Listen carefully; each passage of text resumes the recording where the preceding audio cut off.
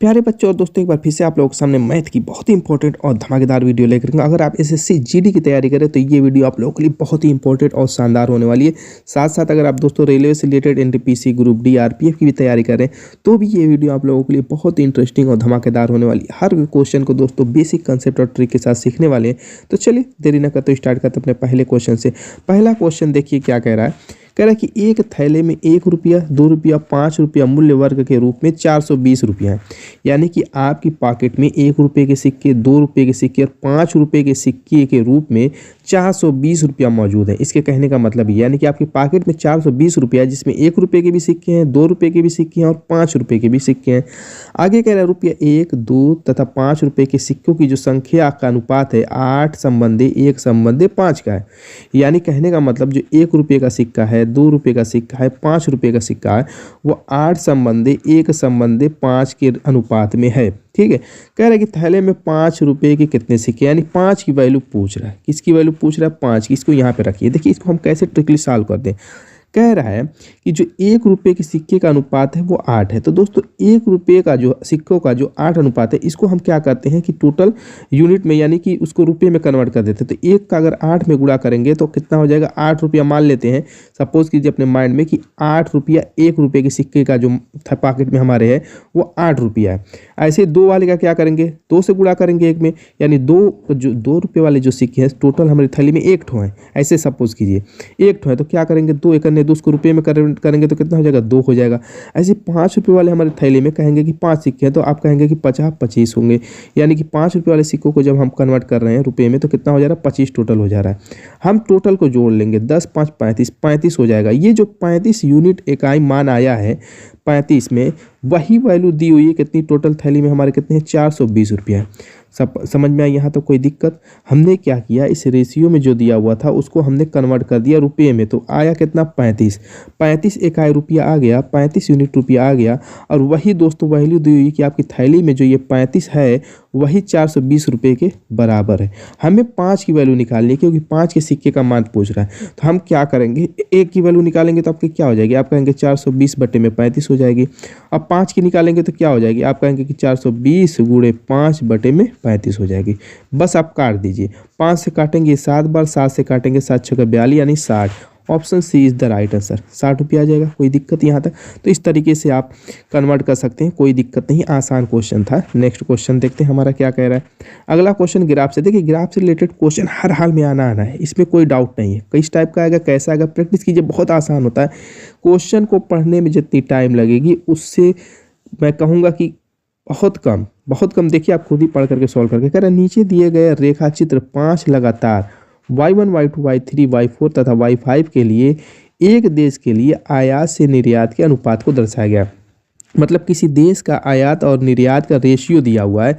जैसे मान लीजिए कि y1 का दिया हुआ है यहाँ पे 0.80, यहाँ पर y2 का 0.90, y3 का दिया हुआ है आयात निर्यात का अनुपात 1.10, ऐसे y4 का दिया हुआ है 1.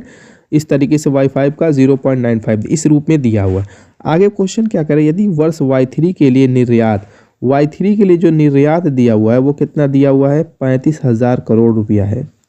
35,000 करोड़ में दिया हुआ है। ठीक है, 35,000 करोड़ है। तो वर्ष y3 के लिए आयात करोड़ में क्या होगा? देखिए y3 के लिए आपका क्या दिया हुआ है? निर्यात दिया हुआ है। और y3 के लिए आयात पूछ रहा है। y3 के लिए क्या पूछ रहा है? आयात पूछ रहा है निर्यात दे करके। और आप जानते हैं निर्यात आयात का रेशियो कितना है? y3 का 1.10 है। बस आपको उसी को उठा लेना है तो y3 का आयात आपका निकल जाएगा। कैसे निकल जाएगा? जब रेशियो दिया हुआ 35,000 करोड़ गुणे 1.14 में दिया 1.10 को हम क्या करेंगे? दशमलव खत्म कर दीजिए यहाँ से और यहाँ पर 100 से भाग दे दीजिए। यहाँ पर रेशियो कितना दिया? तो 1.10 आयात निर्यात का।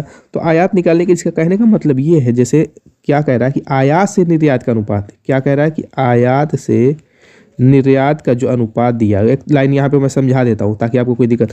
ये जो आयात से निर्यात का अनुपात दिया 1.10 दिया हुआ वो सभी का दिया हुआ है। आयात से निर्यात का अनुपात 0.80 y1 का दिया हुआ है, 0.90 y2 का दिया, तो हमें y3 वाले से मैटर था और किसी से मतलब है नहीं, तो उसी को हम उठा लेंगे। अब यहाँ पर दोस्तों आप जानते हैं निर्यात की वैल्यू 35,000 दे दिया है, निर्यात की वैल्यू, तो आयात की निकालने के लिए निर्यात की वैल्यू मैंने यहाँ पक्षांतर कर दिया, तो यहाँ 35,000 करोड़ का गुणा हो जाएगा।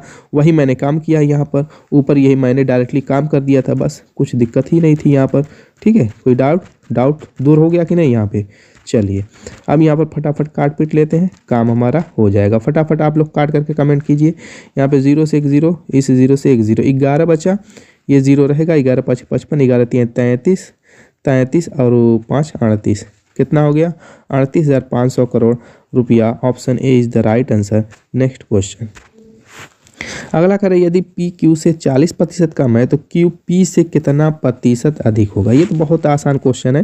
जैसे मान लिया पी कह रहा है कि क्यू से 40% कम है, मान लेते हैं कि अगर क्यू की वैल्यू 100 है तो इससे 40% कम पी कितना हो जाएगा? 60 होगा कि नहीं? 100 जब पूरा ले लिए तो 100 का 40% कितना होगा? 40 होगा, और 40 इसमें से घटाएंगे 60 आएगा, 60 पी की वैल्यू हो जाएगी। तो वही क्वेश्चन में कह रहा है कि यदि पी को कह रहा है क्यू से 40% कम है, या तो आगे कह रहा है क्यू पी से कितना प्रतिशत अधिक होगा। बस आपको कुछ करना थोड़ा ना। अब पूछ रहा है कि क्यू पी से कितना प्रतिशत अधिक होगा, तो हम क्या करेंगे? क्यू में से पी की वैल्यू को घटा देंगे, यानी कि 100 - 60 कर देंगे, और बटे में फिर 60 से हम क्या करेंगे? भाग दे करके प्रतिशत में बदलने के लिए 100 से गुणा कर देंगे, बस हो गया काम। ऊपर का अगर देखें तो 40 आएगा, तो यहाँ पे मैं ए इधर ही कर लेता हूँ। 40 का मतलब 1 0 ऊपर नीचे से खत्म भी कर देते, 4/6 गुणे में 100, अभी भी कट रहा है 2 से ये कटेगा, 3 से ये कटेगा, ये आपका हो जाएगा 200/3, यानी 66.66% आपका आएगा। क्लियर? यहाँ पे ये देखिए दोस्तों, कैलकुलेशन की स्पीड बहुत अच्छी होनी चाहिए अगर आप एग्जाम की तैयारी करें किसी भी। नेक्स्ट अगला यहाँ पर करिए, यदि सोनू 20 मीटर पर सेकंड की गति से एक कार चला रहा है तो सोनू 936 किलोमीटर की दूरी को कितने समय में तय करेगा? ये एकदम बेसिक सा क्वेश्चन है, बेसिक सा, कुछ है नहीं इस क्वेश्चन में। सिर्फ आपको एक चीज़ पे ध्यान देना है दोस्तों, कि यह आपका जो ऑप्शन में दिया हुआ है, मान वो उसका यूनिट देखना, मात्रक के रूप में क्या है? यहाँ पे घंटा है, लेकिन यहाँ पे जो आप सोनू की स्पीड दिया हुआ है वो मीटर पर सेकंड में दी हुई है, और यहाँ पर दूरी जो दिया हुआ है वो भी किलोमीटर में दिया हुआ है। तो मीटर पर सेकंड को किलोमीटर पर घंटा में बदलने के लिए आप क्या कर सकते हैं? आप कहेंगे कि 18/5 से गुणा कर दीजिए, तो ये आपका किलोमीटर पर घंटा में पर आवर में चेंज हो जाएगा। काम खत्म। 5 चौक को 20, 18 चौक को 72, कितना आ गया? 72 किलोमीटर पर आवर। ये तो आप डायरेक्टली सॉल्यूशन के साथ भी कर सकते थे। जैसे मान लीजिए कि हमें निकालना है क्या? टाइम। स्पीड बराबर क्या होता है? डिस्टेंस अपॉन टाइम, और टाइम बराबर क्या हो जाएगा? Distance upon speed. काम खत्म। अब यहाँ पर मान रख दीजिए, डिस्टेंस आपका 936 किलोमीटर दिया हुआ है, किलोमीटर में दिया, तो इसको चेंज करने की जरूरत नहीं है। स्पीड आपकी चूंकि 20 में थी, तो मैं यहाँ पर भी वो काम कर सकता था, यहाँ पर अलग से ये ना करके डायरेक्ट यहाँ पे कर सकता था। बात वही है, यहाँ पे कीजिए, वहाँ पे कीजिए। ठीक है, अब काट लीजिए। 5 चौक को 20, 4 अगर हम इससे काटते हैं 18 से, तो 18 × 5 = 90 हो जाएगा, और 18 दूना 36, 4 से काटने तो 4 × 4 = 4, 12, 13 घंटा। Option A is the right answer. Clear? Next question क्या करें, एक वस्तु को 15% की छूट देने के पश्चात 4,777 में बेचा गया। वस्तु का अंकित मूल्य एमआरपी पूछ रहा है। ठीक है, तो अंकित मूल्य क्या है? अंकित मूल्य पर उसने 15% की छूट दी, तो ये सेलिंग प्राइस ना हो गया है। सेलिंग प्राइस मतलब पश्चात बेच रहा है इतने का, तो ये आपका क्या? सेलिंग प्राइस है। तो क्या करना, उठाइए सेलिंग प्राइस को उठाइए, और हमें क्या करना है? 15% की छूट देने के पश्चात ये मूल्य था, तो हम क्या करेंगे? 100/100 - 15 कर देंगे, यानी कि 100/50 ही हो जाएगा। डायरेक्ट काम करना है आपको, ये 100 माइनस फिर दिखाना नहीं है। ये सारी चीज़ें तो आपको डायरेक्टली कर लेनी है, कि दिमाग में ही घटा लेना है कि नीचे हमें 100 - 15 करना है। बस आपका एमआरपी आ गया। क्या आ गया दोस्तों? एमआरपी आ गया। 17 से काट लीजिए, 17 × 5 = 85 हो जाएगा। ये 17 से काटेंगे तो 17 दूना के 34 हो जाएगा, और 17/136 हो जाएगा। 17 × 17 281 आ गया। 5 से काटेंगे 20 बार हो जाएगा, और ये आपका हो जाएगा 0, 2 × 2 8 दूना के 16, 2 दूना के 4 × 5 56 20। Option C is the right answer. बिना पेन और पेपर के अधिकतर क्वेश्चन है, बस कैलकुलेशन है, स्पीड अच्छी रहेगी तो दोस्तों हर क्वेश्चन को 10 से 15 सेकंड के अंदर आप निपटा लेंगे, कोई दिक्कत नहीं होगी। यहाँ पर देखिए क्या करें, दो वस्तुओं का मूल्य क्रमशः 3 संबंधित 2 के अनुपात में। क्या कह रहा है? दो वस्तु हैं जिनका मूल्य कह रहा है कि 3 संबंधित 2 के अनुपात में। चलिए दिखा देते हैं, यानी 3/2।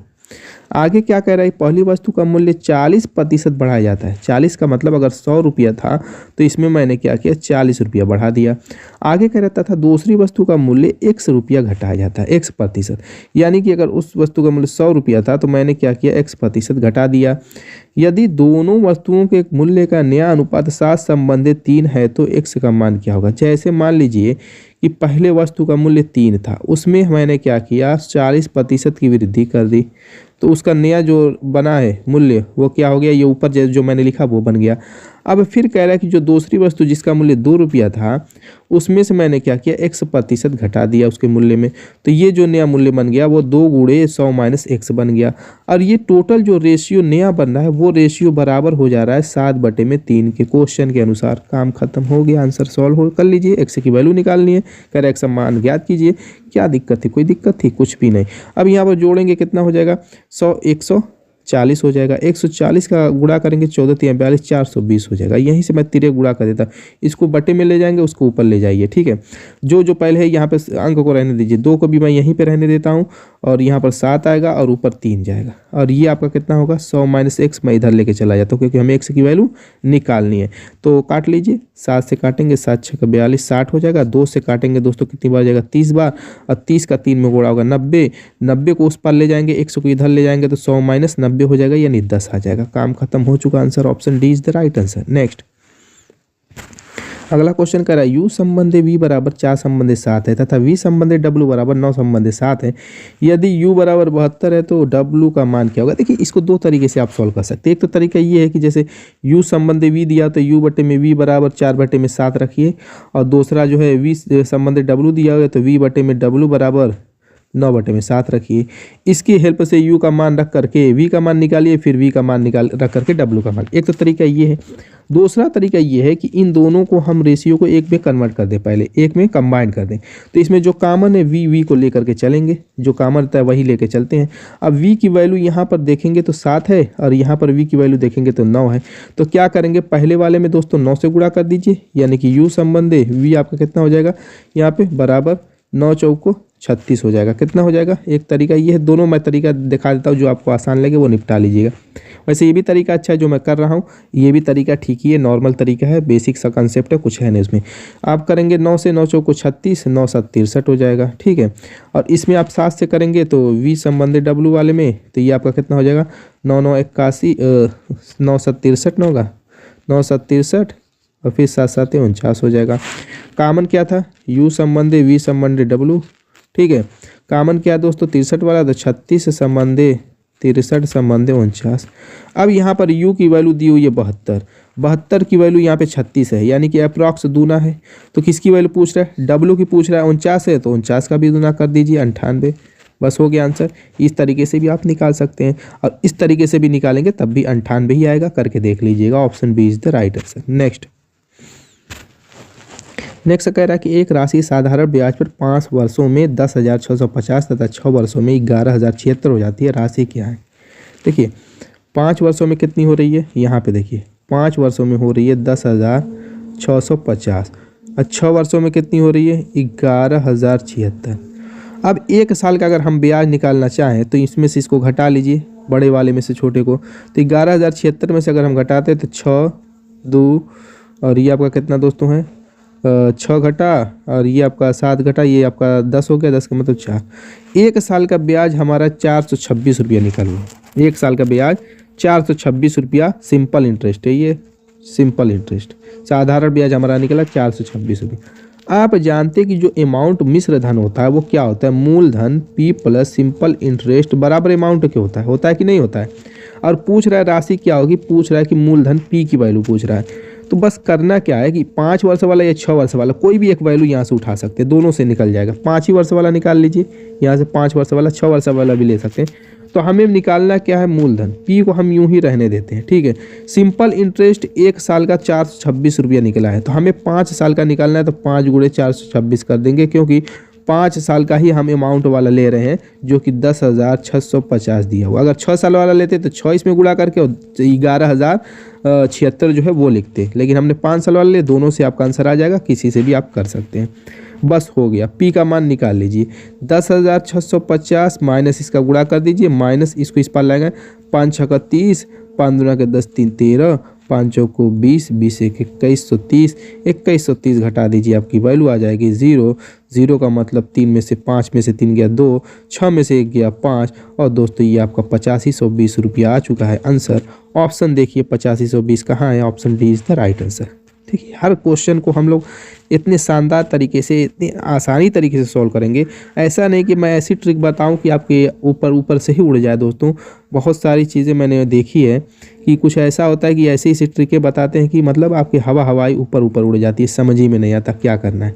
तो दोस्तों कंसेप्ट जब तक नहीं समझ में आएगा, उसमें आप अपने तरीके से जितना चाहे शॉर्ट बना लें, लेकिन कंसेप्ट तो हर हाल में समझ में आना चाहिए कि आखिर आ कहाँ से रहा है। चलिए, ये हमारा क्वेश्चन क्या कह रहा है, मनीष ने 225 रुपया प्रति किताब की दर से किताबें खरीदी तथा 162 प्रति किताब की दर से उन्हें बेच दिया। 7 किताबें बेचने पर हानि क्या होगी। ये तो बहुत आसान है, एकदम बेसिक लेवल का क्वेश्चन है। हालांकि ये सारे क्वेश्चन मैं जो करा रहा हूँ दोस्तों आपके एसएससी जीडी 2019 के पूछे हुए क्वेश्चन है, तो इसी टाइप के ही क्वेश्चन पूछेगा और इसी टाइप के ही क्वेश्चन आते हैं एसएससी जीडी के एग्जाम में। क्वेश्चन कुछ आसान भी होते हैं, कुछ मुश्किल भी होते हैं।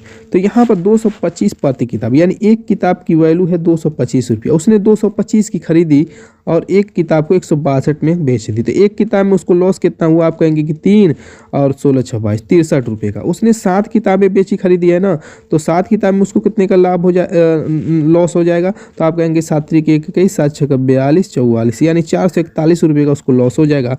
एकदम बेसिक सा क्वेश्चन था, कुछ इसमें था ही नहीं दोस्तों। नेक्स्ट ये देखिए ग्राफ का 3 क्वेश्चन पूछा है इस साल। चलिए इसमें देखते, कुछ रहता नहीं है, कुछ भी नहीं रहता है दोस्तों। ग्राफ को देख करके डरना नहीं है आपको, आज के बाद आपका कोई भी ग्राफ का क्वेश्चन छूटने वाला नहीं है। ये चार्ट का क्वेश्चन क्या करा है, नीचे दिए गए बार चार्ट में 7 विभिन्न मिठाइयाँ S1 S2 S3 S4 S5 S6 S7 में उपयोग हुई चीनी की मात्रा को मिठाई के कुल वजन के प्रतिशत के रूप में दर्शाया गया। मतलब जैसे S1 में 23% जो मिठाई में चीनी का यूज़ किया गया है, मिठाई बनाने में S1 दुकानदार ने 23% चीनी का यूज़ किया। ऐसे S2 ने 32% चीनी का यूज़ किया, S3 ने मिठाई बनाने के लिए 16%, S4 ने मिठाई बनाने के लिए 18% चीनी का यूज़ किया, S5 ने 22%, उसके बाद 25%, 19, यानी कि ये जो प्रतिशत में दिया हुआ है ये मिठाई बनाने के लिए चीनी का उपयोग किया गया उतने प्रतिशत। आगे कह रहे हैं मिठाई S4 का कुल वजन 150 किलोग्राम है, तो मिठाई S4 में प्रयुक्त चीनी की मात्रा कितनी होगी। 150 किलोग्राम किसका, S4 वाले का। S4 वाले का जो है मिठाई का वजन 150, यानी कि S4 दुकानदार ने 150 किलोग्राम आर्डर लेकर के मिठाई बना दी। अब उसने इसमें कितनी चीनी की मात्रा यूज़ की, चूंकि S4 के ऊपर अगर हम देखें, S4 के ऊपर तो क्या है, S4 के ऊपर यहाँ पर देखिए, मैं रेड कलर का बदल, यहाँ पर S4 के ऊपर आप देखेंगे तो 18% चीनी का यूज़ करना है इसको, तो 18% इसका निकाल लीजिए, बस आपका मान हो चुका। मैंने क्या कहा, चार्ट से देख करके घबराना नहीं है, सेकेंडों का क्वेश्चन है दोस्तों। ठीक है, 5 से 5 15, 2 से काटेंगे 9, 9 3 27 किलोग्राम चीनी का यूज़ किया। Option D is the right answer. Next, ये कुछ अच्छा क्वेश्चन है, लेकिन ये भी बिना पेन और पेपर का सॉल्व हो जाएगा, बस वो तरीका जान लीजिए।